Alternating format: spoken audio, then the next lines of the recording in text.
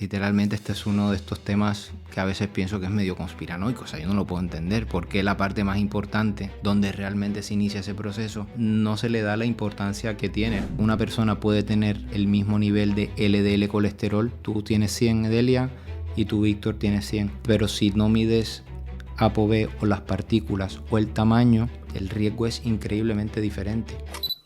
La inflamación crónica de bajo grado en cualquier estudio que puedas ver de cardiología siempre es un acelerador.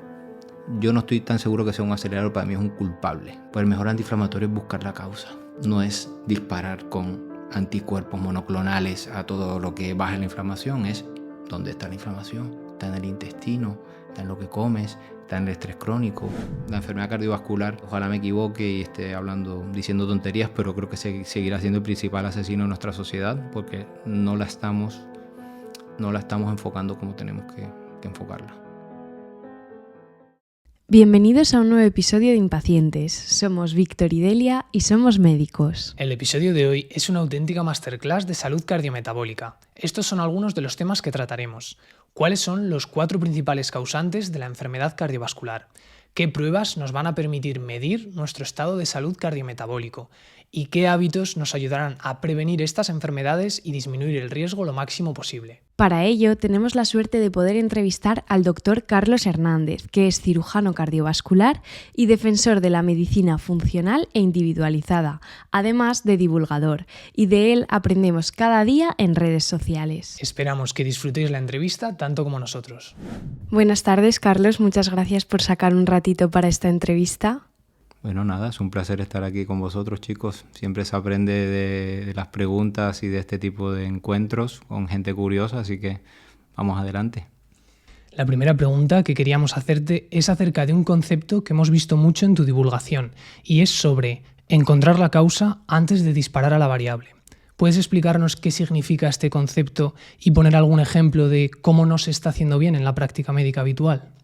Sí, es que habitualmente en medicina o la medicina tradicional hemos visto como nos han enseñado como a ver una constelación de síntomas y de signos para poder ponerle un nombre que se llama diagnóstico porque ese diagnóstico tiene un tratamiento. Y eso es quizás como la base de la medicina o la base de lo que nos enseñan a los médicos, es tú tienes que aprender a ver esos signos, a ver esos síntomas, ordenarlos, ponerles un nombre y ponerles un tratamiento. Pero el gran problema es que ese tipo de medicina sirve mucho para lo que conocemos como la medicina de urgencias. Si a ti te da un infarto y vas al hospital, tú necesitas que tu médico pueda leer un electro, pueda determinar con una analítica que tienes un infarto y te meta un cateterismo para salvarte la vida y ponerte un stent. Pero es que ese tipo de medicina no es la que ayuda a la gente que tiene enfermedades crónicas como la que tenemos actualmente. Son problemas como la diabetes, la obesidad, la hipertensión. Todas estas cosas son, digamos, cosas que hace el cuerpo para poder lidiar con las cosas del entorno. Son mecanismos de adaptación que el cuerpo tiene que hacer para poder ayudarte a que tú puedas sobrellevar ese estresor, ¿vale? En medicina hemos tenido durante mucho tiempo una mentalidad homeostática. Pensamos que el cuerpo tiene que estar como en equilibrio siempre. O sea, si te sube la temperatura, tienes fiebre, hay que bajártela. Si el pH te sube, pues hay que otra vez volverlo a...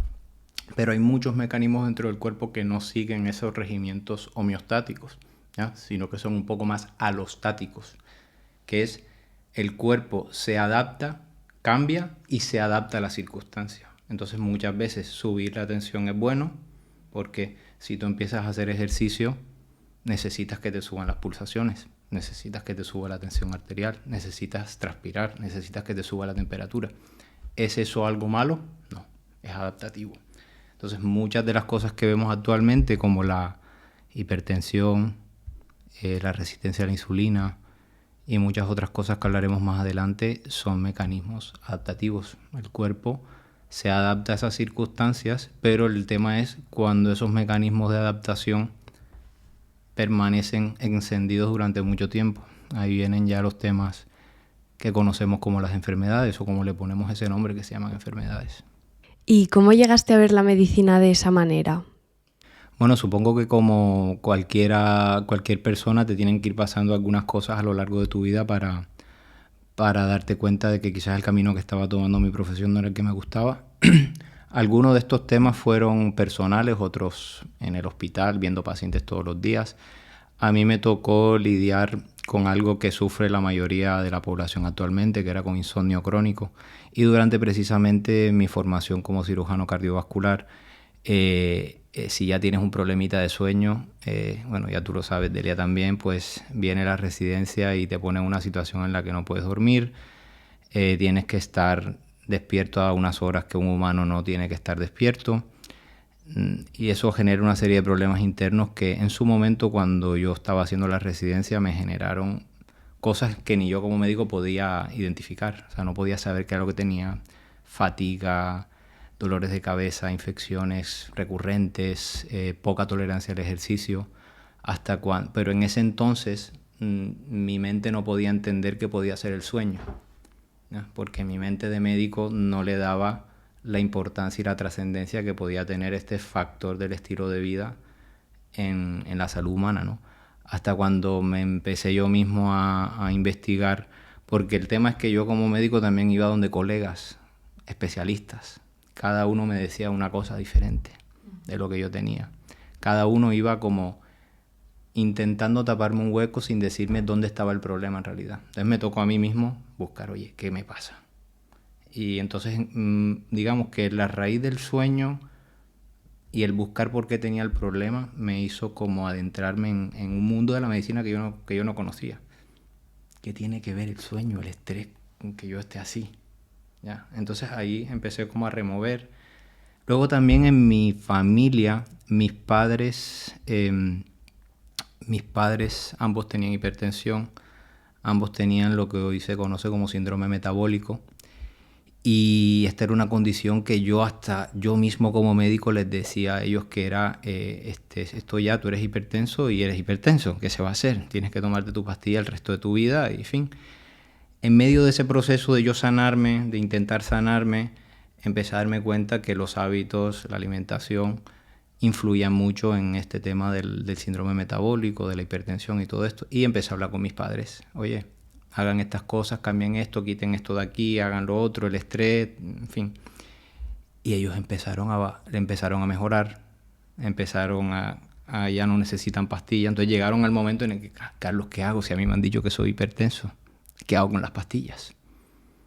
Quitarte las pastillas, quitarte todo. Y entonces, lo mío, mis padres. Luego, otro tema en mi familia fue que yo tengo mi abuela es gemela univitelina.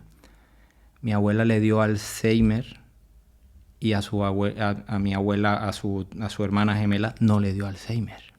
Entonces, claro, te están diciendo que el Alzheimer o la demencia es una enfermedad neurodegenerativa que es hereditaria, que te da y te da. ¿Cómo es posible que a su hermana gemela univitelina no le dé si es genética 100%? Y que aún está allí. Mi abuela ya lleva 10 años con demencia. La otra está como si nada, o sea, no tiene demencia. Entonces te empiezas a hacer preguntas que dices, oh, coño, aquí probablemente el estilo de vida o lo que haga esta persona y su entorno y esa acumulación de cosas que un ser humano hace a lo largo de su vida quizás juega el papel más importante. Quizás este tema de las genes son la pistola y el ambiente es lo que dispara, es lo que...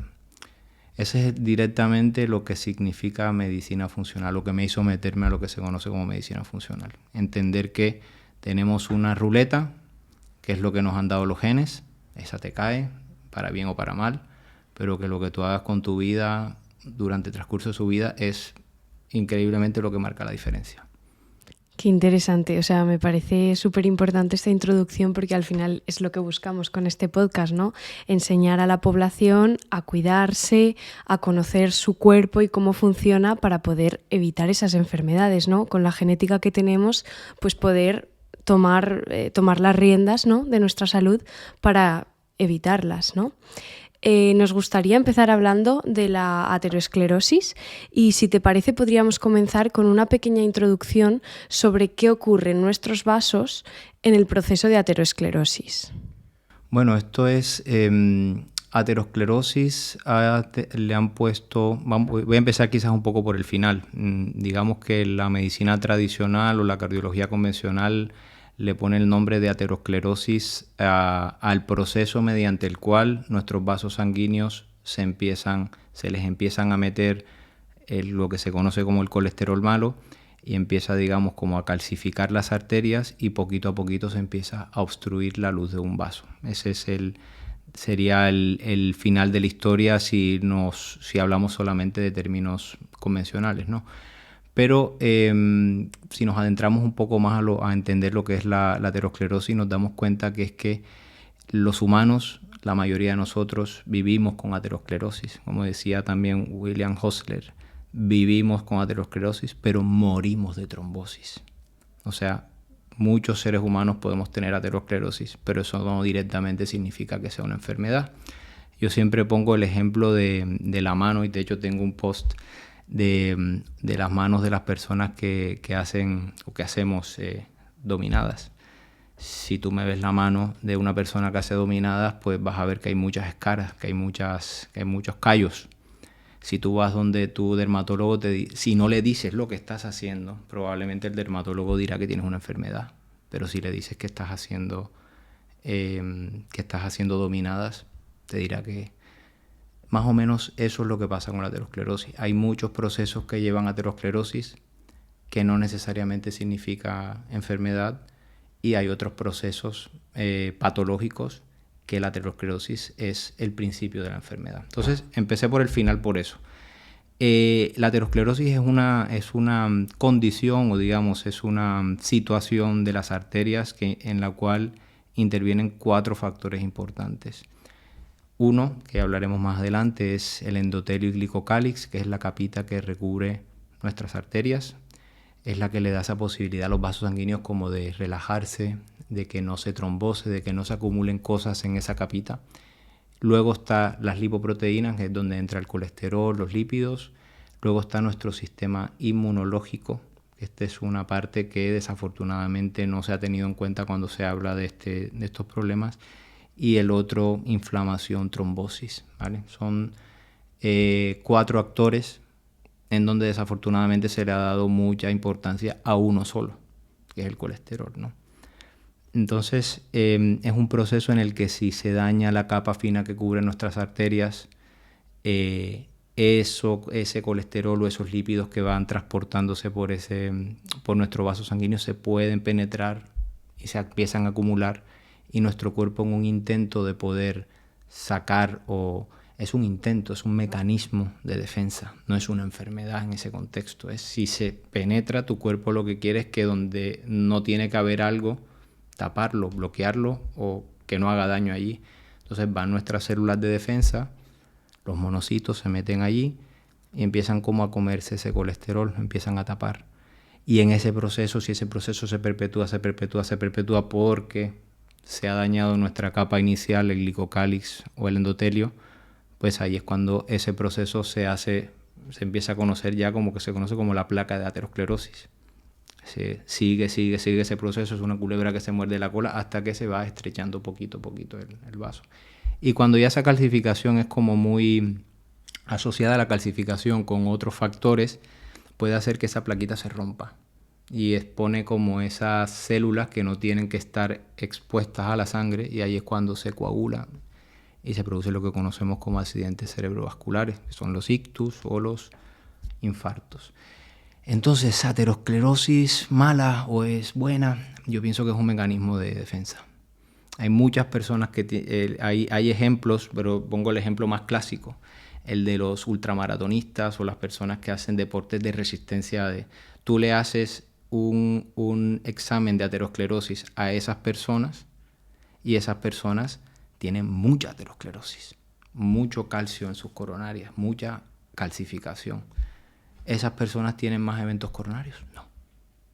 Es un proceso en el que si esas personas están haciendo mucha actividad física, hay mucho estrés oxidativo, hay muchos radicales libres, se deteriora el glicocálix, esas lipoproteínas pasan, el cuerpo intenta taparlo, pero otra vez, cuando esas personas ya dejan de hacer actividad física, se renueva el glicocálix se ha quedado esa calificación, pero no necesariamente eso implica que vaya a haber un problema, ¿no? Y es por eso que las personas que hacen deporte extremo, extremistas no, pero los ultramaratonistas tienen más aterosclerosis, pero muchísimos menos eventos que una persona que no tiene aterosclerosis.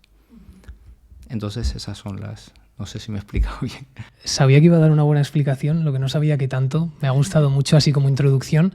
Empecemos mencionando uno de los factores de los que has hablado, por ejemplo, el endotelio y el glicocálix. ¿Qué son y por qué es importante su integridad para nuestra salud cardiovascular, que igual no son tan conocidos por la población general? Sí, ese es un tema que yo tampoco nunca me podré explicar el por qué. Si tú vas y te lees una guía clínica de aterosclerosis o una guía clínica de cardiología y empiezas a hablar de aterosclerosis, no entiendo por qué no existe eso, por qué no se habla de eso. Literalmente este es uno de estos temas que a veces pienso que es medio conspiranoico, o sea, yo no lo puedo entender, por qué la parte más importante, donde realmente se inicia ese proceso, no se le da la importancia que tiene, ¿no? en este aspecto. Esa capita fina es... Digamos, está el endotelio y luego hay como una especie de pulpo, de burbujitas que hay arriba de esa capita. Esa capa que se llama el glicocálix, que es como una espuma, sensa muchas de las cosas que están pasando por la sangre y es capaz de transmitir información a la capa más vecina, que es el endotelio, donde se une, y según lo que va interpretando en el ambiente, le envía información al endotelio y el endotelio tiene la capacidad de relajarse o de contraerse o de liberar cosas que hagan trombo o que no hagan trombo, ¿ya? Entonces esto es importantísimo porque eso es la fuente de lo que es en realidad el infarto. Es un desequilibrio entre las cosas que contraen y dilatan y que también, si tú no tienes un endotelio sano, vas a producir, digamos, no vas a producir los agentes necesarios como para que se produzca la anticoagulación, sino que la sangre estará un poco más, con más ganas de coagularse y esa es la esencia de lo que son los eventos cardiovasculares. Entonces, es una capita que regula todos nuestros vasos sanguíneos, que desafortunadamente no se le ha dado la importancia que tiene y que si me preguntases a mí, donde reside el principal problema de lo malo de las enfermedades cardiovasculares, es esta capita. Hay otros factores, pero si esta capita se daña, cualquier otro factor te puede dañar con más, o te puede hacer daño con más digamos, con más fuerza, con más... Y en la práctica médica, ¿cómo podríamos medir el estado de esta capita?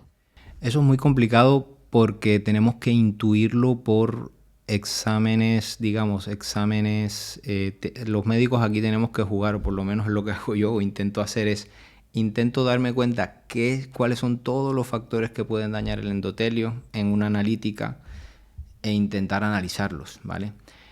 Hay estudios más avanzados con los cuales puedes intuir cómo está el endotelio, ¿vale? Hay un análisis que sí tengo yo a disposición, que es lo que se conoce como fotopletismografía, que es el análisis del pulso. El análisis del pulso, esa forma en la que se mueve el pulso, la entrada de sangre a los vasos sanguíneos que podemos medir con los visores de luz infrarroja. Eso nos da mucha información de cómo está el endotelio. Entonces te da una idea. La idea de la fotopletismografía, el análisis que haces de la sangre donde intentas buscar todos los factores que atacan al endotelio que le pueden hacer daño, y luego ya hay estudios más avanzados que es un análisis bueno, es que esto ni siquiera lo hay en los hospitales convencionalmente, o sea, no es algo que se analice, pero es que tú obstruyes la arteria durante un tiempo, ¿vale? Y cuando liberas esa arteria se tiene que producir como una distensión importante. Hay personas que si esa distensión no se hace de la magnitud de la que lo esperamos, decimos que tiene difusión endotelial, ¿vale? Y luego están los estudios que se hacen por cateterismo, coronariografía, ya son estudios más invasivos, en donde tú entras con una guía al corazón, inyectas algunas cositas que hacen que se dilate o se contraiga. Si pones un medicamento que haría vasodilatación, dilatar la arteria, y no lo hace, dices que está dañado el endotelio. Pero en la práctica clínica, como médicos, tenemos muchas otras alternativas para darnos cuenta. Si tú ves un paciente que tiene resistencia insulínica, casi que puedes estar seguro que va a tener disfunción endotelial. Una persona que tenga el ácido úrico muy alto, una persona que tenga el fibrinógeno alto, una persona que tenga el dedímero alto, una persona que tenga la proteína C reactiva elevada. Todas estas cosas, si entiendes los mecanismos, cómo llevan a ello, la homocisteína elevada, cuáles son las cosas que bloquean que el endotelio no funcione bien. Y si el endotelio no funciona bien, tienes disfunción del endotelio. Entonces es un poco triangular. A veces la gente piensa que tenemos que tenerlo tan claro. ¿Tiene disfunción? No. Intentas las herramientas que tienes, usarlas en el contexto que tienes. No siempre vas a tenerlo todo. Por ejemplo, uno de los principales enemigos de este endotelio que estamos mencionando podría ser la inflamación crónica de bajo grado, ¿no? ¿Cómo interactúa con el endotelio y cómo acaba dañándolo esta inflamación? Bueno, son muchos mecanismos, pero si tendría que quedarme yo con uno fundamental es que lleva nosotros en ese mismo endotelio se libera una sustancia que se conoce como óxido nítrico. Ese óxido nítrico es un gas que hace que los vasos sanguíneos se relajen cuando se libera. Entonces, cuando una persona tiene inflamación, la inflamación la podemos medir en sangre por medio de una proteína que se llama proteína C reactiva, ¿vale?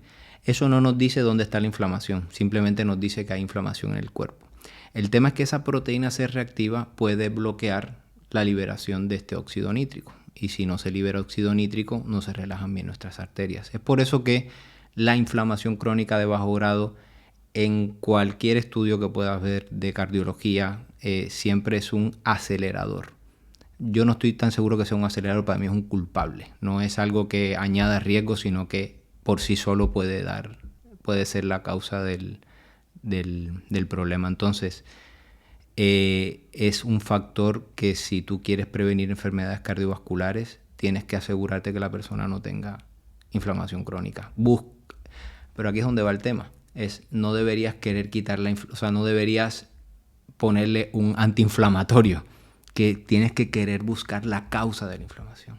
Yo he visto cuando veo tantos pacientes y te das cuenta que no tienes que ir, no es, tienes el colesterol alto, voy a tirarle el colesterol, tienes la inflamación, la medicina actual está en busca del antiinflamatorio. Esta es ahora ya el tema de los lípidos está empezando a bajarse y ahora la medicina convencional está buscando cuál es el antiinflamatorio para bajar el riesgo cardiovascular. Pues el mejor antiinflamatorio es buscar la causa. No es disparar con anticuerpos monoclonales a todo lo que baja la inflamación. Es dónde está la inflamación. Está en el intestino, está en lo que comes, está en el estrés crónico, está en el mal dormir. Y estas son las cosas que como médicos deberíamos atacar. No es buscar la pastilla. Mira, ahora se está viendo que un medicamento muy, muy primitivo, la colchicina, probablemente reduce, equiparable a lo que usamos para bajar el colesterol. O sea, un medicamento utilizado para la colchicina para bajar la inflamación reduce de forma significativa los eventos cardiovasculares. Que es buena y lo podemos usar en algunos contextos y tenemos que tenerlo ahí en el cajón, pero nuestra visión como sanitarios debe ser no allá, sino acá, buscar qué es lo que ha causado la inflamación. ¿Y qué hay, Carlos, de la resistencia a la insulina, la prediabetes y la diabetes? ¿Por qué aumenta el riesgo cardiovascular en estas personas? Porque estas personas, digamos que reúnen las tres, cuando al principio hablamos de cuáles son los 4 factores que afectan, digamos, que se produzcan los eventos cardiovasculares o que aceleran la aterosclerosis patológica. Digamos que la resistencia a la insulina afecta a los cuatro jinetes. Afecta a las lipoproteínas porque hace que esos barquitos que transportan el colesterol sean más pequeñitos y con más probabilidades de penetrar en el endotelio.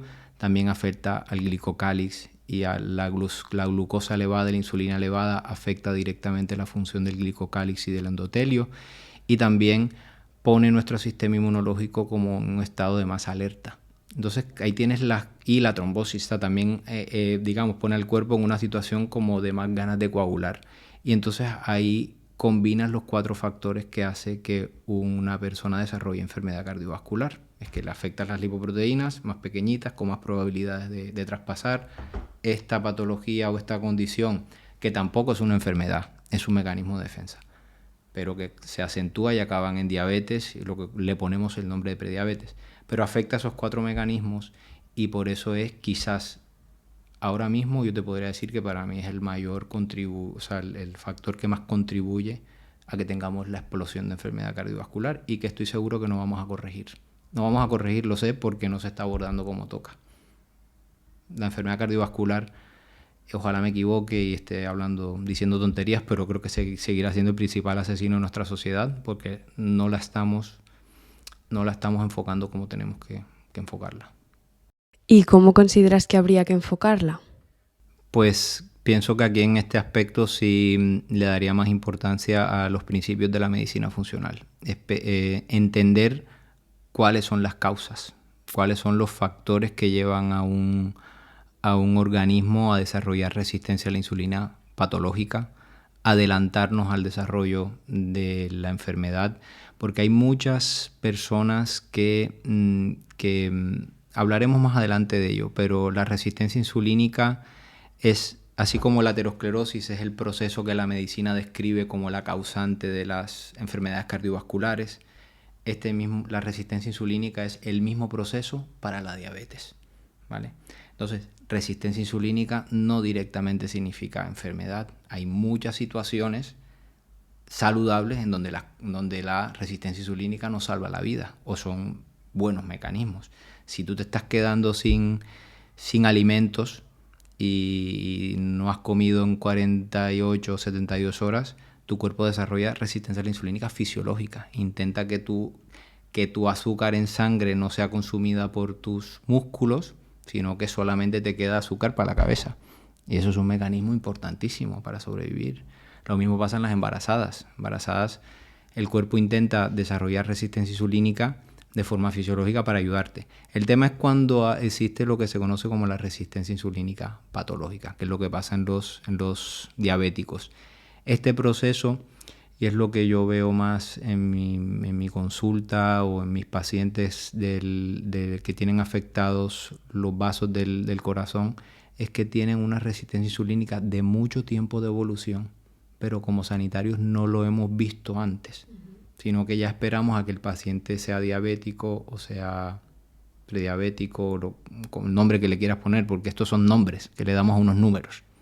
Ese es el otro tema. Estamos esperando que el paciente tenga unos números, pero que esa condición, cuando ha estado mucho tiempo, muchos años machacando nuestro cuerpo, ya deja muchas enfermedades. Entonces, creo que aún le seguimos dando mucho valor a esos números y no entendemos los mecanismos de la resistencia insulínica. Si nos vamos ahí a esos mecanismos, a qué lleva a una persona a desarrollar resistencia insulínica patológica, sí ayudaremos a resolver los problemas cardiovasculares. Pero si estamos solamente centrados en esperar a que la persona sea diabética o prediabética, y ahí sí tenemos un largo arsenal de pastillas para darle, esa es la medicina que estamos practicando, es esperando a que el paciente se enferme para darle la lista de los medicamentos en vez de abordarlo antes de que desarrolle la patología.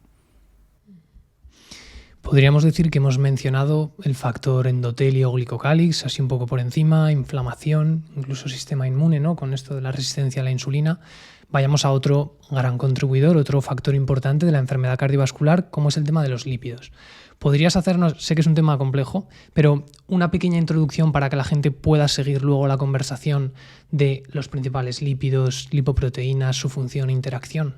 Sí, a ver, el cuerpo ha desarrollado unos mecanismos evolutivos. Estamos aquí por culpa de que el cuerpo ha hecho estas cosas. El cuerpo, para poder transportar algunas grasas dentro del cuerpo, tiene que crear unos mecanismos de transporte. Como sabemos, el agua no se puede mezclar con el agua, entonces la grasa no se mezcla con el agua y nuestro cuerpo necesita como para poder transportar esos lípidos necesita unos medios de transporte que se llaman las lipoproteínas. Eso es lo que se conoce como el colesterol bueno o colesterol malo, LDL y HDL.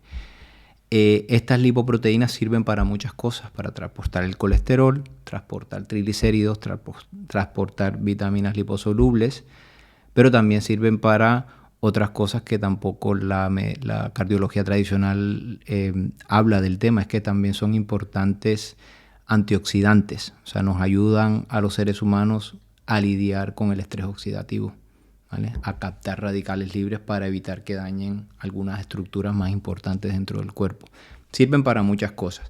El tema es que estas lipoproteínas son esos barcos que transportan el colesterol, son los que pueden penetrar el endotelio e iniciar esa cascada que se conoce como la aterosclerosis. Y sí se ha visto que a lo largo de la historia de la enfermedad cardiovascular, se ha visto que a más niveles de lo que se conoce como colesterol malo, uno de esos barquitos, o sea, esos barquitos, voy a intentar explicarlo mejor, esos barquitos están divididos en dos familias. Una familia que se conoce la familia de la ApoB, que es donde está el LDL colesterol, y otra familia que es la familia de ApoA, que es lo que se conoce como el colesterol bueno. El colesterol bueno, que es el HDL. Entonces, se ha visto que las personas que tienen, digamos, esta familia de la ApoB o el LDL colesterol, cuando ese LDL colesterol está más alto de lo normal, se ha visto que las personas pueden tener más eventos cardiovasculares. También se ha visto que cuando se reduce esa cantidad por vía farmacológica, las personas tienen menos eventos cardiovasculares. También se ha visto que las personas que tienen menos colesterol de nacimiento tienen menos eventos cardiovasculares. Entonces, esto, ¿por qué lo digo? ¿Por qué lo intento recalcar? Es para, así como me han escuchado hablar antes de que hay muchos factores que son importantes en la ecuación de la aterosclerosis, los lípidos es una de ellas, que desafortunadamente se le ha dado mucha importancia y se ha olvidado del resto. Es la parte que yo intento como reconsiderar o que la gente lo tenga en cuenta, pero no olvidarnos que es una parte importante, ¿vale? Tienen muchas funciones y están integradas en ese mecanismo. Entonces hay ciertas características de esos lípidos, sobre todo de la familia de la ApoB, donde está el LDL colesterol, que los hacen más propensos a que penetren las arterias, ¿vale? Y dentro de esos factores está el número o la cantidad de barquitos, que es lo que se conoce como ApoB, o lo que deberíamos medir en sangre los médicos para saber la cantidad de barquitos que transportan ese colesterol, y luego también el tamaño. Cuanto más pequeñito es el tamaño, es más probable que penetren el endotelio. Estas cosas normalmente no se miden o los médicos no estamos acostumbrados a verlas en la consulta. Y esta es una de mis principales reivindicaciones como médico que ve estas enfermedades, que deberíamos aprender a analizarlas mejor. Porque una persona puede tener el mismo, de lo que ven en la analítica convencional, el mismo nivel de LDL colesterol, 100, digamos así. Tú tienes 100, Delia, y tú, Víctor, tienes 100. Pero si no mides ApoB o las partículas o el tamaño, el riesgo es increíblemente diferente. Ya. Si no medimos estas cosas, en muchos pacientes estamos prácticamente adivinando. Nos estamos centrando en una variable que es muy imprecisa, nos ayuda, pero es imprecisa. Y le estamos diciendo a mucha gente que está enferma que no lo está. Y lo que más me da rabia a mí, que es que dejamos a muchos pacientes caminando por la calle porque el colesterol malo está bueno. Y no vemos que los factores más importantes son la cantidad de barquitos y el tamaño de los barquitos. ¿Y a qué se pueden deber estas diferencias? O sea, ¿qué hace que dos personas tengan el mismo LDL, pero que uno esté como peor que el otro? Ahí vamos a la pregunta anterior. Hay algunos factores dentro del estilo de vida, lo que se conoce, lo que hablamos previamente, la resistencia insulínica. Ese proceso patológico que va detrás de la diabetes hace que esos barquitos sean más pequeñitos, ¿vale? También lo que se conoce como el estrés oxidativo. Hay muchas cosas de nuestro estilo de vida actual que no tiene nada que ver con lo que debería ser un humano. Generan muchos radicales libres o especies reactivas de oxígeno dentro de nuestro cuerpo. Como ese sistema del LDL también es uno de esos importantes aceptores de radicales libres, ese LDL digamos que se sacrifica. aquí es donde yo discrepo un poco cuando la gente dice que el LDL es malo o bueno, no, es un sistema fantástico que tenemos dentro del cuerpo. Cuando una persona tiene mucho estrés oxidativo, mucho radical libre, ese LDL se sacrifica, cambia su estructura, se hace más pequeñito, ¿ya? Pero todo con la intención de ayudarte. Cuando estas cosas se perpetúan en el tiempo, es lo que lleva al riesgo cardiovascular, a la aterosclerosis, a los infartos. Pero si tú no tuvieses ese mecanismo para lidiar con esos radicales libres, probablemente te daría una enfermedad antes. Otra cosa que no sea aterosclerosis. Y esta es la parte de la medicina que es difícil como de entablar una conversación si estas cosas no se tienen en cuenta. Desde luego, claro que el LDL oxidado es malo, claro que el LDL pequeñito es malo, claro que el colesterol está dentro de las arterias, pero ¿por qué ha llegado allí? ¿Qué pasaría si no tuvieses eso? ¿Qué pasaría si tú no tuvieses un sistema antioxidante navegando en tus vasos sanguíneos todo el tiempo? ¿Cuáles serían las consecuencias? Como no las vemos, pensamos que eso es lo malo, porque es lo que estamos viendo, ¿ya? Eso se conoce, hay muchos ejemplos de eso, y invito al que esté escuchando esto que hay muchos ejemplos de lo que se conoce como el sesgo del superviviente. ¿Sí lo han escuchado previamente? Sí, pero explícalo para que la gente... Sí, eso, que hay muchas cosas que vemos en medicina que pensamos que son las enfermedades cuando en realidad son los mecanismos de defensa. La mayoría de nosotros tiende a pensar que si yo te pregunto ¿de qué están hechos los castillos? ¿Tú qué dirías? De ladrillos, ¿no? Por ejemplo. Pues la mayoría de castillos están hechos antes, muchos años antes, de madera. ¿Qué pasa? Que los de madera se destruyeron. Tú solamente estás viendo los que están en pie, que son los de ladrillo. Y eso es el sesgo de superviviente, hace ver eso. Y el otro ejemplo importante que se utiliza para describir el sesgo del superviviente es lo que pasó en la Segunda Guerra Mundial con los aviones que salían del Reino Unido para bombardear la Alemania nazi. Estos aviones, muchos de ellos regresaban de nuevo al Reino Unido y llegaban con muchos impactos de bala. El pensamiento tradicional era reforzar esas zonas donde estaban los impactos de bala, sin caer en cuenta que en realidad los que no habían llegado de vuelta era porque las habían disparado en otras zonas. Entonces es una forma de ver la medicina que tendemos a pensar que lo que vemos es el problema, pero en realidad es que si no tuviésemos esos mecanismos de supervivencia, no estaríamos aquí. O sea, no estaríamos si no tuviésemos resistencia insulínica, si no tuviésemos aterosclerosis, si no tuviésemos lipoproteínas, si no tuviésemos estrés oxidativo. Muchas cosas que llamamos enfermedades son en realidad mecanismos evolutivos que nuestro cuerpo ha intentado desarrollar para ayudarnos a lidiar con las cosas del entorno. En un tema como es el colesterol, en el que vemos en redes sociales posiciones tan extremistas, me encanta la tuya porque la veo como que no te casas con nadie, sino con la verdad, y admites que hay un montón de factores, pero le das a todos la importancia que tienen. Quiero decir, nosotros en redes sociales, yo de verdad que estoy cansado ya de ver gente del bando, vamos a decir, es que bandos no tendría ni que haber, pero bueno, cetogénico, ¿no? Que claro, esa dieta les ha podido venir muy bien en un momento determinado, han conseguido mejorar diferentes cosas y la disonancia cognitiva no les admite o no les deja admitir que puede tener niveles de 200, 300 de colesterol, quizá no sea la mejor idea. Entonces los ves afirmando que no, es que el colesterol no es el problema. El problema es únicamente la inflamación y la resistencia a la insulina. También nos podríamos ir a otros bandos que digan, no, es solo el colesterol, bueno, como se ha dicho en la práctica médica habitual. Me gusta como tú los cubres todos y admites la importancia que tiene cada uno. Pues me alegra que me lo digas porque es algo de lo que realmente me siento orgulloso de mí, es intentar ver todo con el mismo orden de prioridad. Continuar con mi práctica médica en el hospital me hace ser consciente de las cosas buenas que puede aportar la medicina convencional, pero salirte un poquito también me hace ver que hay otros factores y que quizás sin haberme salido un poco no me hubiese dado cuenta que todas estas cosas contribuyen muchísimo a la enfermedad cardiovascular.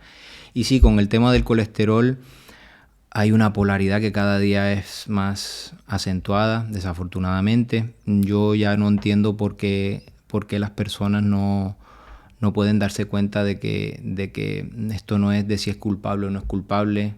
Es que es un sistema donde está incluido, donde es uno de los factores que como médicos deberíamos evaluar.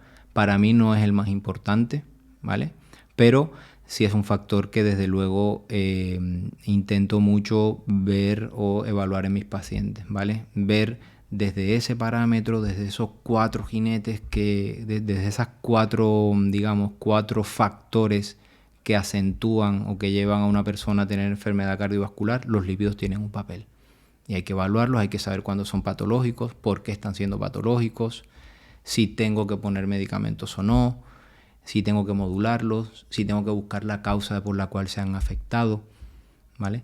Entonces, todos los días vamos avanzando y yo lo que sí tengo claro es que todos los días me doy cuenta que un colesterol alto no significa lo mismo en una persona o en otra.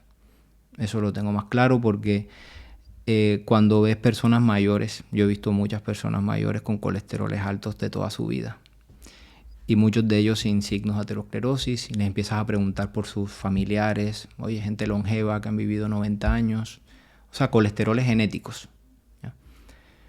Si la historia del colesterol es simplemente colesterol, pues cualquier persona con el colesterol alto tuviese enfermedad cardiovascular, y hay mucha gente mayor que no tiene. En el otro polo te ves personas muy jóvenes, 35 o 40 años, con infartos por el colesterol. Entonces, desde luego, cuando ves esto todos los días o cuando te acostumbras a ver pacientes, te das cuenta que el colesterol tiene su importancia. Para mí se ha magnificado más y que desafortunadamente como médicos aún estamos como no sabemos como médicos cómo discernir quién es esta persona joven que le da el infarto porque es joven, porque tiene el colesterol alto, con una hipercolesterolemia familiar, y quién va a ser ese abuelo de 80 años que va a llegar a sus 80 años con el colesterol alto sin que le pase nada. ¿Hay alguna información que tenemos como para hacer esa diferencia? Pero aún como médicos estamos en un mar de desconocimiento. Y lo que para mí desafortunadamente hace la medicina convencional es tratarlo a todo el mundo por igual. Como el colesterol aumenta el riesgo cardiovascular, pues vamos a todo el mundo a tratarlo por igual. Hay muchas cosas que te pueden apoyar digamos, el ser más conservador con el tema del colesterol o no. Una de esas partes importantes es el historial familiar. O sea, cuando tú le preguntas a una persona con colesterol alto, tu tío, tu papá, tu abuelo, no, que mi tío tuvo un infarto, ahí el colesterol alto, mucho cuidado. Afortunadamente ya también tenemos formas de evaluar hasta qué punto un colesterol alto pueda estar dándole problemas a las arterias. Tenemos formas de verlas, podemos ver las carótidas, podemos hacer un examen del calcio en el corazón. Y todas estas cosas nos van como ayudando a hacer esa separación. Cada vez, esa digamos, de las cosas que más me quitan a mí el sueño, es saber cuando yo voy a ir a un paciente que tenga el colesterol alto, saber cuáles son, o sea, saber si me tengo que preocupar o no. ¿Vale? Hay muchas cosillas que vamos aprendiendo sobre qué deberíamos evaluar en una persona con el colesterol alto, pero yo sé que existe una amplia diferencia, ¿no? Hay pacientes que sí, hay pacientes que no, hay pacientes que puede ser más conservador, pero para mí no existe una regla que la pueda aplicar a todo el mundo, ¿no? El ver personas todos los días, el darte cuenta de cosas en el hospital te hace darte cuenta que para mí es un error tratar a todo el mundo por igual, ¿vale?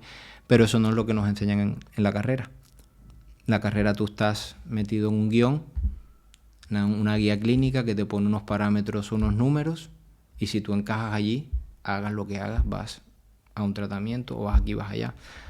Entonces la medicina ha hecho, yo creo que la inteligencia artificial nos va a quitar mucho trabajo, porque yo a veces les digo a las personas que están como muy súper dogmáticas con los temas del colesterol o de las guías clínicas, el paciente puede saber si necesita un tratamiento o no simplemente con ver o sea, el tratamiento para un paciente ya está escrito en un lugar. No sé si me hago entender. O sea, ya está escrito en una guía clínica que dice que si tú tienes más de 70 años, tienes diabetes y tienes el colesterol así, hay que ponerte esta pastilla. Hagas lo que hagas, ya eso está escrito.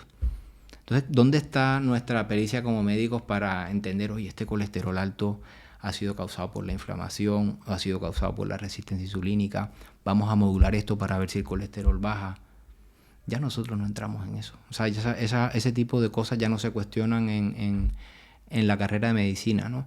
Entonces es preferible dispararle a la variable, como al principio le disparamos al colesterol, en vez de enseñarle a los estudiantes de medicina, enseñarle a los médicos a que tenemos que buscar las raíces de los cambios que tiene el cuerpo y darnos cuenta si son buenos o malos. Más adelante hablaremos de estrategias del estilo de vida, pues, para disminuir este riesgo cardiovascular, tratando el tema del colesterol y otros factores de riesgo que ya hemos hablado. Pero has mencionado también estas personas a las cuales el colesterol les viene elevado por genética e igual no tienen tanto margen de acción con el estilo de vida. ¿Qué hacemos con estas personas? Porque hemos dicho que el colesterol elevado en ellas sí que podría ser un factor de riesgo. Sí, siempre cuando veo una persona con el colesterol alto intento hacer las dos grandes distinciones. La primera ramificación, y es entender si esa persona tiene el colesterol alto por sus genes o tiene el colesterol alto por su estilo de vida, por sus hábitos. Y esa es la principal distinción, porque una persona en la cual el colesterol esté elevado por sus genes tiene muy poquito margen de maniobra para modificar esos valores, ¿no?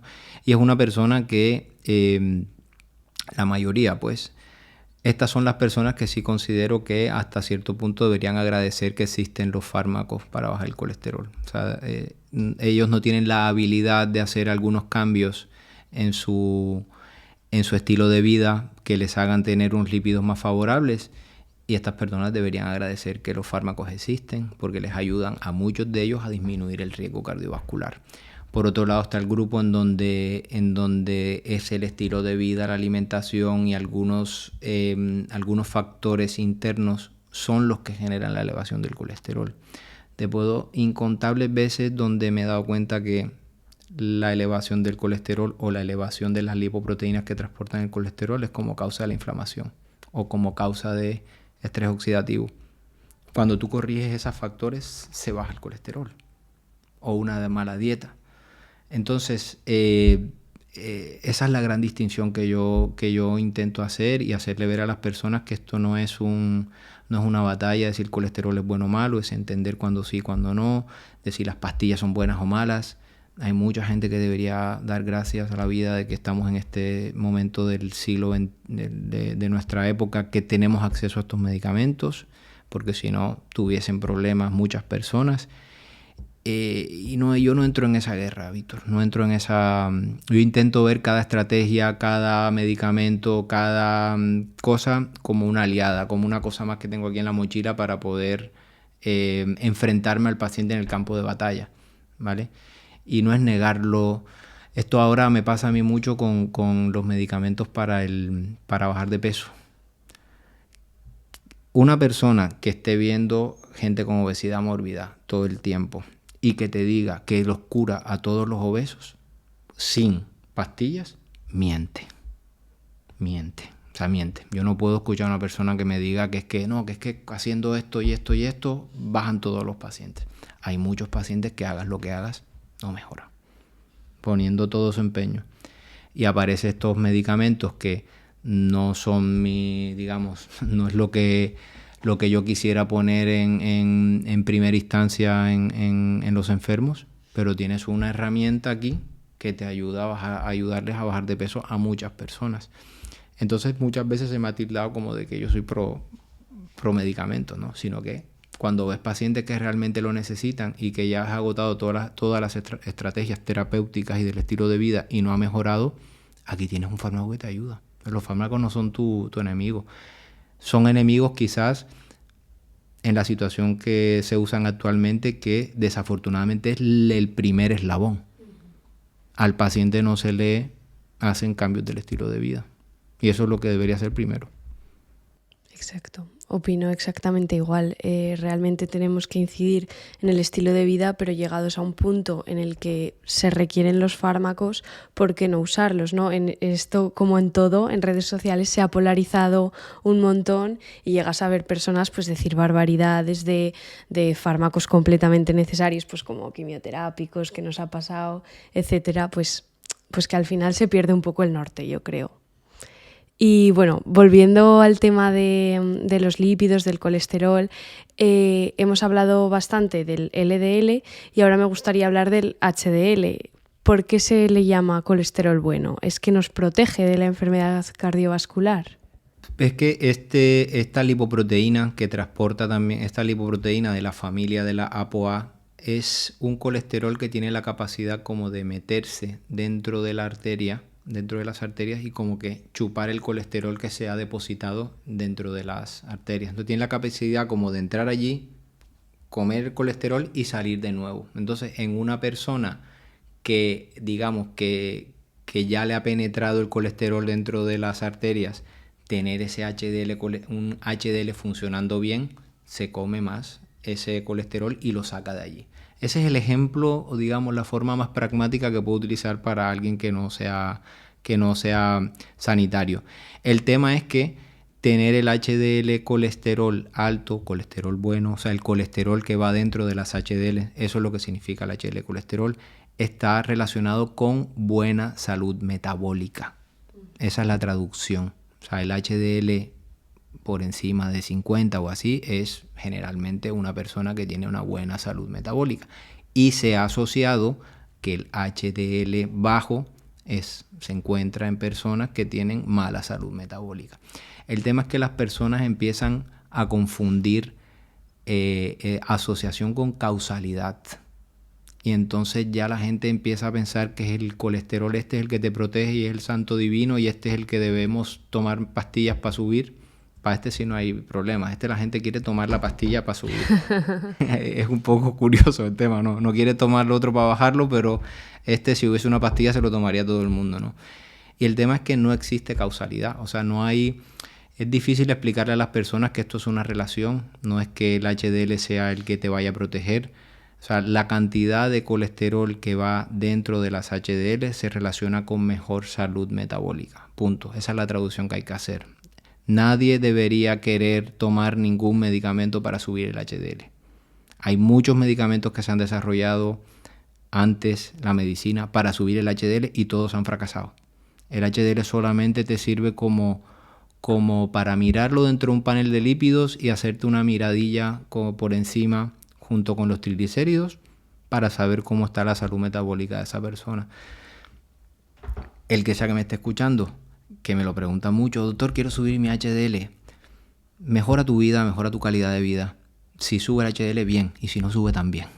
Mejora tu calidad de vida y ya está. O sea, no es preocuparse por esos valores, es integrarlos, ¿vale?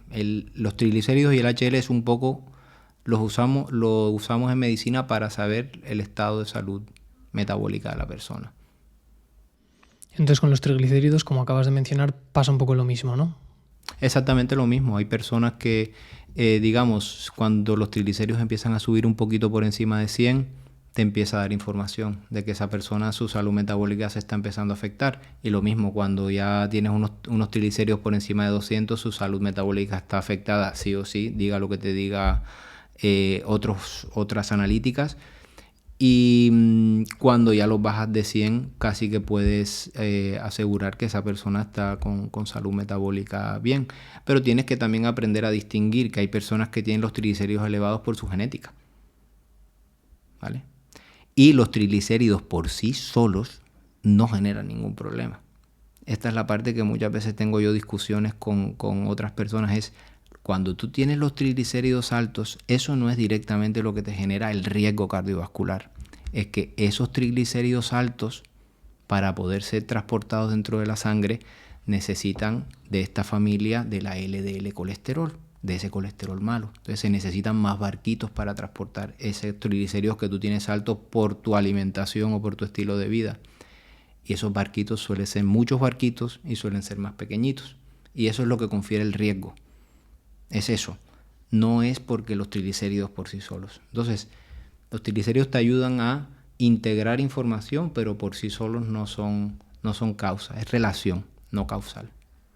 Vale, estamos hablando de triglicéridos HDL, que son como marcadores indirectos, vamos a decir, de nuestra salud metabólica. Pues ya que estamos hablando de medición, pasemos un poco de tema. Si tú solamente, hemos mencionado muchos factores, si solo pudieras tener 5 parámetros, 5 pruebas, 5 mediciones de una persona para valorar su salud cardiovascular, los más importantes, ¿cuáles serían? Insulina en ayunas,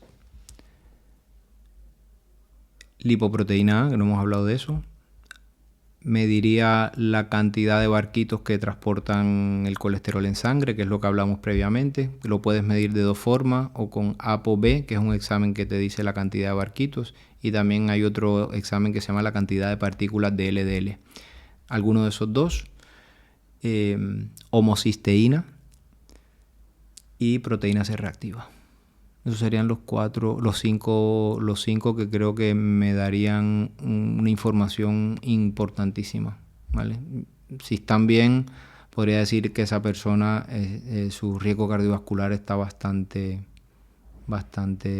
mitigado, ¿no? Por así decirlo. Hay otras cosas, no incluido el ácido úrico, en fin, hay otras cosillas que te ayudan a ver eso. ¿Por qué no digo triglicéridos ni HDL? ¿Por qué? Y yendo un poco a lo que tú me preguntabas antes, los triglicéridos y el HDL. ¿Por qué? Porque es que el riesgo de los triglicéridos lo puedo ver con el ApoB. Si los triglicéridos están altos, me van a subir el ApoB. Y esa es la verdadera métrica que es interesante. Así que si tengo que coger esos 5, serían esos, ¿vale? Normalmente no son 5 los que pido, ¿no? Intento llenarme de toda la información que más pueda para ver el estado inflamatorio, nutricional, en fin, hay muchas cosas que no se tienen en cuenta, pero esos serían esos 5. Has mencionado la lipoproteína A. ¿Podríamos explicar qué es y cuál es su importancia? Sí, es un LDL colesterol que es bastante más malo de lo normal, y es uno de esos parámetros que aún la medicina tradicional continúa como ciega en ese aspecto. O sea, es un colesterol LDL que tiene más probabilidades de penetrar en la arteria, que tiene más probabilidades de coagular las arterias, de generar coágulos, ¿no? Y que deberíamos medir en cada persona. De hecho, ya las últimas guías de cardiología por fin ya lo han puesto. Esto yo recuerdo hace 3 o 4 años que parecía yo hablando ciencia ficción de estos temas y todo, no sé, recuerdo como muchas discusiones con colegas, que por qué pedía esto, con la gente del laboratorio de mi hospital se volvían locos porque yo lo pedía, ¿no? Pero claro, ahora ya sabemos que es el factor de riesgo cardiovascular hereditario que confiere el mayor riesgo cardiovascular por encima de la hipercolesterolemia familiar. Toda persona debería conocer ese valor porque valores más altos te dan más riesgo a calcificar las arterias de forma patológica, a que se trombose tus vasos, ¿no? Entonces, esto es importante saberlo porque cambia radicalmente la evaluación. Si una persona, tú puedes estar viendo, puedes tener todos los lípidos bien y tienes la lipoproteína elevada, eres otro riesgo de persona. Eres otra persona totalmente diferente. Entonces, yo intento ese valor que siempre esté en mi panel porque me inclina un poco la balanza hacia un lado o hacia el otro, para saber si tengo que ser más agresivo o no. Generalmente las personas que tienen la lipoproteína elevada, cuando les vas a ver su coagulación, el dedímero, el fibrinógeno lo tienen un poquito más alto. Esto ya te invita a pensar que esa persona tiene ese factor de riesgo procoagulante y no se mide.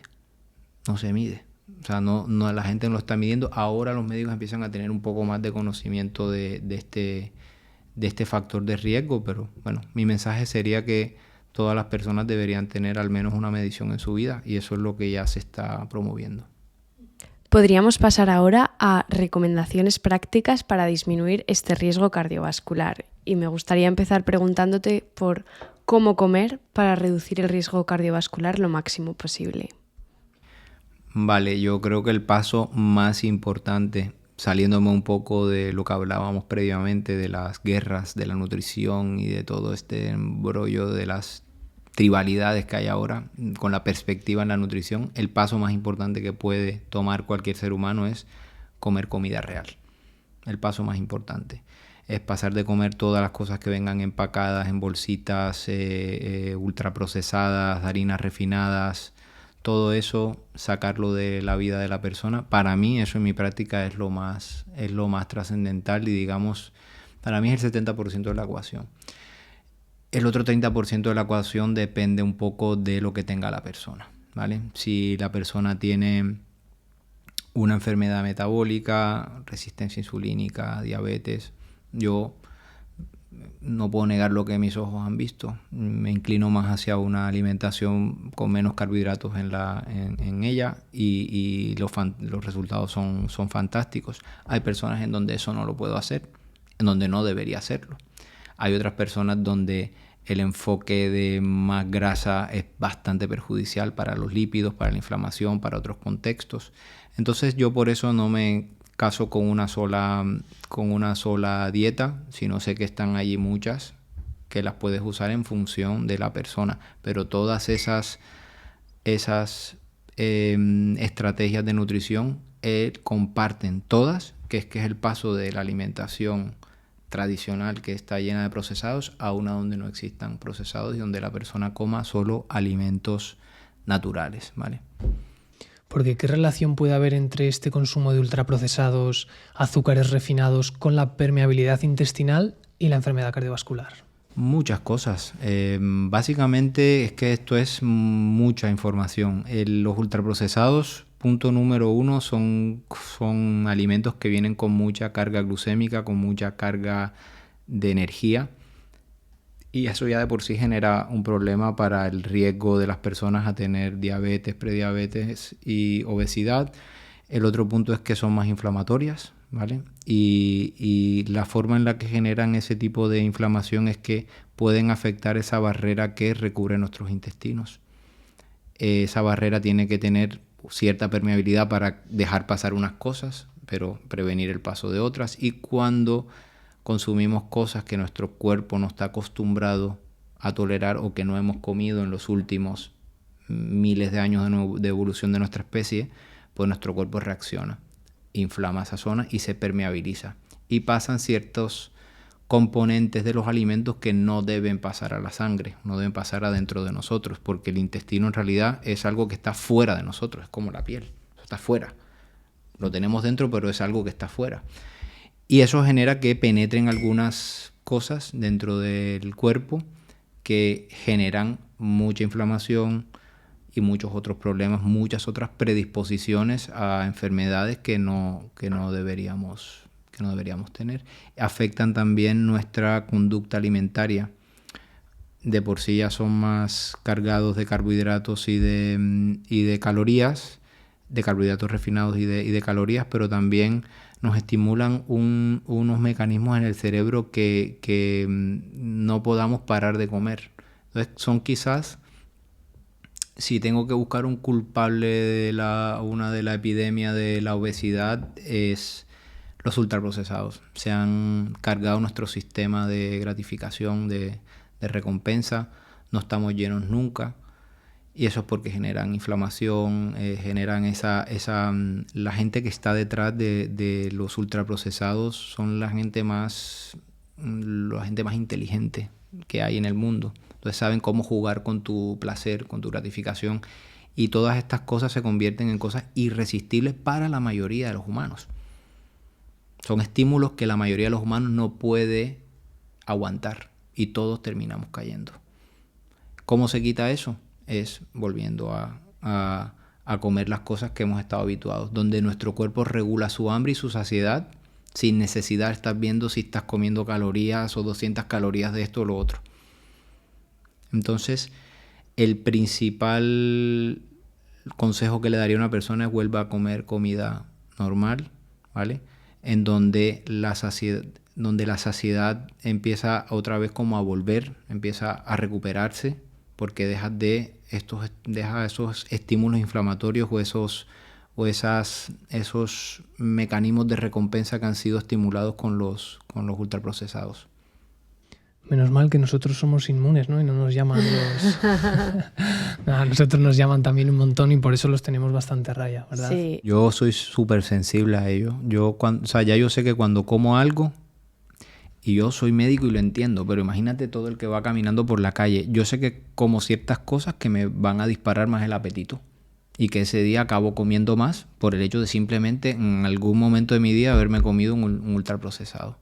Yo soy consciente de ello, pero la mayoría de la gente no es consciente de ello. Entonces ya yo sé que como eso, me va a dar hambre después.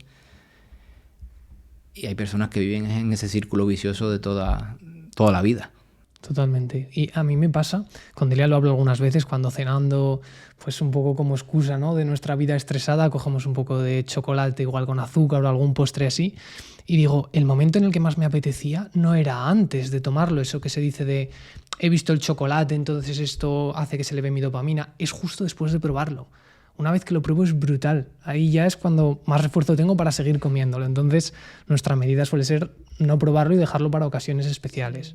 Mira, y gracias por tocar un tema que voy a desviarme un poco de ello, pero para mí es importantísimo. Hay incluso alimentos saludables, buenos, que también cada persona debería restringir y darse cuenta de que los pueden afectar. Cualquier alimento bueno que estimule tu apetito y que estimule tus ganas de seguir comiendo es algo que deberías limitar. Llámese lentejas, llámese arroz, llámese queso. Yo pongo el ejemplo siempre cuando me preguntan de estas cosas, pongo mi ejemplo. Yo tengo debilidad por las lentejas y por el queso. Ostras. Yo no puedo tener queso en mi casa. ¿Por qué? Porque si yo tuviera queso en mi casa fuera un obeso. Lentejas no puedo tener, me las como. Cada persona debe entender cuál es su debilidad. Esto cambia para todos nosotros, pero que deberíamos saber cuáles son esos alimentos que por algún motivo nos invitan a comer más. Y son buenos. Yo no estoy diciendo que las lentejas sean malas. Son alimentos que dentro de una nutrición bien establecida pueden entrar, y mucho menos del queso. Quizás mi alimento favorito, pero sé que no me lo puedo comer. Yo no puedo tener queso en mi casa. ¿Ya? Entonces, ese es otro consejo que yo le suelo dar a mis pacientes, es identificar qué alimentos le despiertan esas ganas de seguir comiendo más de la cuenta, y luego intentar reducir la palatabilidad, que esa es otra de las estrategias para mitigar un poco el efecto de lo que son los ultraprocesados, ¿vale? Reducir bastante la cantidad de sal añadida, de condimentos, reducir el aceite que le echamos a los alimentos, hace que hasta cierto punto la comida no sea no quieras comértela, pero ahí se empieza a regular ya tu hambre, ¿vale? Ya tú empiezas a comer por necesidades energéticas y no por hedonismo. Esa para mí ha sido una revelación. De hecho, hay una prueba que se llama la prueba de las patatas. No sé si la han escuchado. No. Tú le dices, esto lo puedes hacer mañana si quieres, y te vas a dar cuenta cómo tu hambre es regulada por el hedonismo. Y se lo digo a muchos pacientes con obesidad para que se den cuenta también que la obesidad no solamente es por los carbohidratos, porque esa es la otra tema. Yo les digo, mira, un día a la semana o 2 días vas a comer solo patatas sin sal y sin aceite. No puedes echarle nada, puedes comerte las patatas que te dé la gana. Pero queda lleno. Patatas, no patatas fritas de bolsa. No, patatas cocidas. Vale. Las personas bajan de 3.000 calorías a 1.500 calorías solitas, llenas. No pasan ningún tipo de nada. ¿Entendéis? O sea, sí, ahí tú estás torpedeando el coco, que es donde en realidad está el problema de la obesidad. Porque cuando se continúa diciendo que la obesidad, las calorías, que es decirte, no sé, es que me parece una tontería, porque lo que verdaderamente, efectivamente, la ecuación de la energía genera obesidad y genera muchos problemas. O sea, cuando ingresas más energía de la que quemas, te genera problemas. Pero la verdadera pregunta es por qué un ser humano está comiendo más de lo que necesita comer. ¿Ya? Esa es la verdadera pregunta. ¿Ya?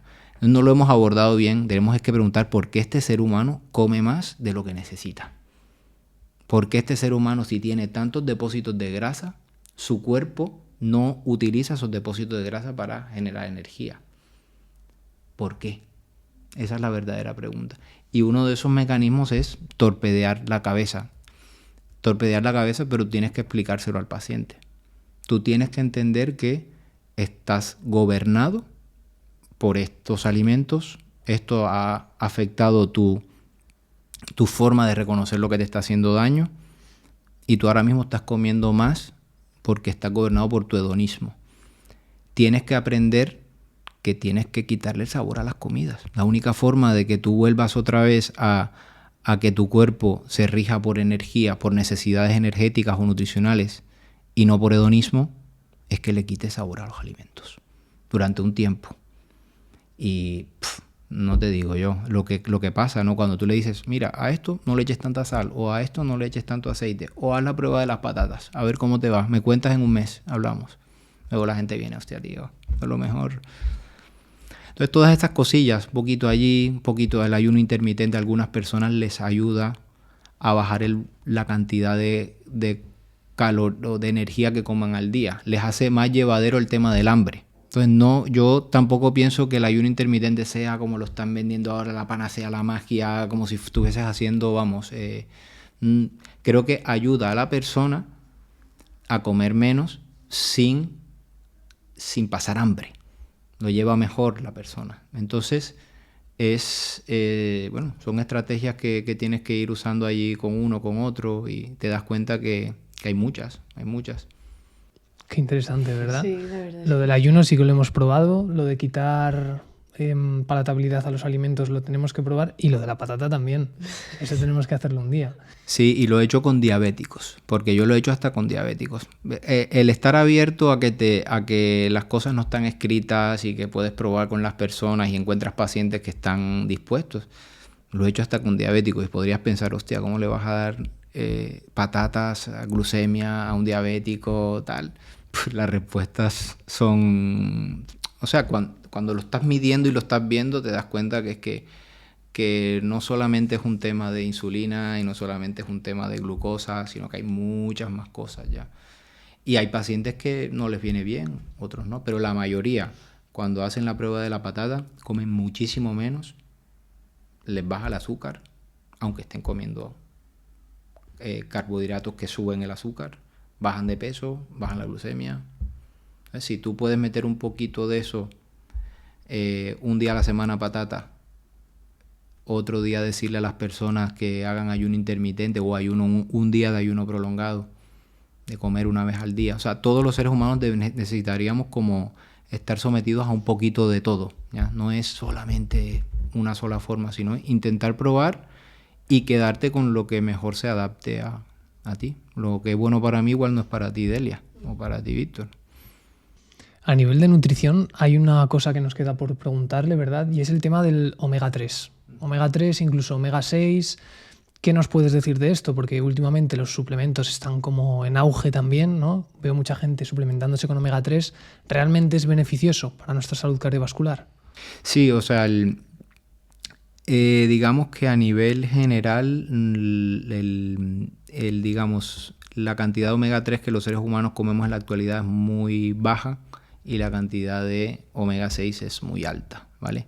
Eso hace que eso que nosotros estamos comiendo, eso digamos, va a lo que se conoce como la membrana de nuestras células, y es lo que le da el ensamblaje a la membrana celular, la cantidad de omega 6 y omega 3. Y esa relación que tenga el ensamblaje en nuestras membranas celulares de omega 3, la relación de omega 3, omega 6, dicta muchas de las respuestas inflamatorias o antiinflamatorias que vamos a tener en el cuerpo. O sea, eso es un factor que está claramente demostrado en la literatura, que cuanto más omega 3 relación con omega 6 tengas, tu cuerpo está con más propensión a no inflamar, a más antiinflamatorio, ¿vale?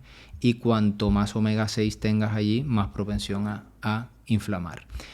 Y desde el punto de vista de la prevención cardiovascular, se ha visto que cuando una persona tiene el omega 3 muy bajo, o sea, con más probabilidades para coagular, para inflamar, y tú le subes el omega 3, Eso ha reducido el riesgo cardiovascular, ha reducido la inflamación y bueno, yo lo uso en muchos pacientes con el tema de la inflamación, ¿no? Cuando veo dedímeros altos, cuando veo fibrinogen alto y empiezas a buscar, te das cuenta que es el índice de omega 3. No sé si es algo que yo recomendaría a todo el mundo, ¿vale? Pero creo que es muy difícil por el entorno de la alimentación en la actualidad que muchas personas lleguen a unos niveles adecuados, ¿no? Y las formas de obtenerlo, muchas veces la alimentación también es más cara. Es difícil, es difícil porque en algunas situaciones incluso hasta el suplemento puede ser más barato. O sea, puede ser más económico siendo hasta de buena calidad que tener que estar comiendo salmón 3 veces por semana al que no le gusta el pescado, ¿no? Entonces, tiene que ser usado en el contexto adecuado, sin pensar que son la panacea. Otra estrategia más allí a modificar en la inflamación, en la trombosis del paciente con enfermedad cardiovascular o enfermedad metabólica. Y pasando al ejercicio, ¿qué adaptaciones produce el ejercicio físico que nos benefician a nivel cardiovascular? Bueno, porque es que como hablamos previamente, uno de los principales problemas que genera las principales bases de la enfermedad cardiovascular es la resistencia insulínica, la que no se diagnostica, la que como médicos no vemos. ¿Y qué sucede? Que el impacto del ejercicio físico sobre evitar que una persona desarrolle resistencia insulínica es poderosísimo. Si una persona que haga actividad física de forma regular va a disminuir profundamente, radicalmente el riesgo de tener resistencia insulínica. Entonces estamos abordando la enfermedad cardiovascular desde otro ángulo. Cuando haces actividad física también creas más músculos. Cuando tienes más músculos, tus músculos tienen más capacidad de chupar el azúcar de la sangre. Ya no tienes azúcar alto en sangre. Tienes capacidad de tener unos huesos mejor formados, ¿vale? Tienes ayuda también a nivel de las pulsaciones cardíacas, o sea, de tener un ritmo cardíaco un poco más disminuido, que eso también se ha asociado con un menor riesgo cardiovascular. Entonces, son múltiples mecanismos que hacen que para mí la actividad física incluso esté por encima de la propia nutrición. O sea, yo creo que la actividad física está por encima de si tengo que escoger una, que no quisiera escoger nunca ningún paciente, pero es que puedes estar comiendo bien, pero si estás todo el día en un sentado viendo Netflix, no te mueves, no fortaleces tus músculos, no haces actividad física aeróbica, tu cuerpo no está hecho para eso. Y entonces, para mí es la principal estrategia de entrada, hacer actividad física, porque te mejora todo. No hay una sola patología crónica de nuestros tiempos que no se vea mejorada por la actividad física. Ni una. Es la píldora mágica, sirve para todo. Esta es la panacea, no es las pastillas. La panacea es la actividad física, ¿vale? La nutrición encaja, pero la actividad física es que tiene que ir fijo casi en cualquier persona. Igual que acabamos de mencionar que la actividad física actúa a varios niveles, a nivel de la reducción del riesgo cardiovascular, un poco lo mismo puede pasar con la gestión del estrés y el descanso, ¿no? Que hablábamos antes fuera de cámara, que actúe a varios niveles, a nivel del riesgo.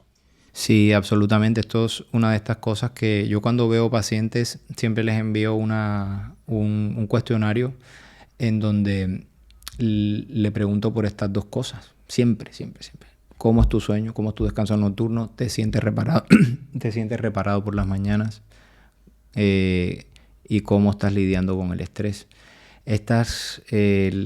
Digamos, durante la noche se producen una serie de efectos fisiológicos que llevan a muchos beneficios dentro del cuerpo, a que nuestra tensión arterial se reduzca, ¿no? A la reparación de nuestros tejidos, y cuando eso no lo obtenemos, nuestro cuerpo entra ahí en un bucle, entra en un proceso en el que las hormonas no están reguladas. O sea, el sueño es como el reloj de las hormonas.